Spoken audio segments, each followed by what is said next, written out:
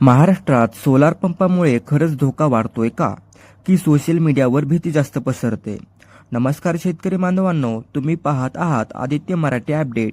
गेल्या महिन्यात सोलार पंपाशी संबंधित एक व्हिडिओ सोशल मीडियावर खूप व्हायरल झाला आणि अनेक शेतकऱ्यांच्या मनामध्ये भीती निर्माण झालेली आहे. पण खरी गोष्ट अशी आहे की एक घटना म्हणजे संपूर्ण सोलार योजना धोकादायक आहे असा याचा अर्थ होत नाही.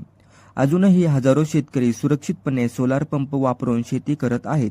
त्यामुळे तंत्रज्ञानाच्या मते बहुतेक अपघात हे तुटलेले पॅनल, सेल वायरिंग, ओल्या हाताने स्विच वापरणे किंवा अधिकृत दुरुस्तीमुळे होतात.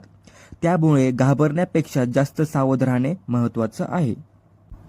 म्हणून शेतकरी मित्रांनो, तुमच्या सोलर पॅनलची नियमितपणे तपासणी करा.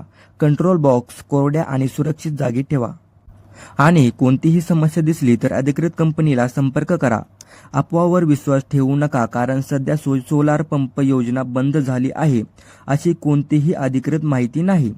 उलट सोलार पंपामुळे वीज बिल शून्य, दिवसा मोफत सिंचन आणि पर्यावरणपूरक शेती शक्य होते. मित्रांनो, तंत्रज्ञान आपल्यासाठी आहे, पण सुरक्षित वापर ही आपली जबाबदारी आहे.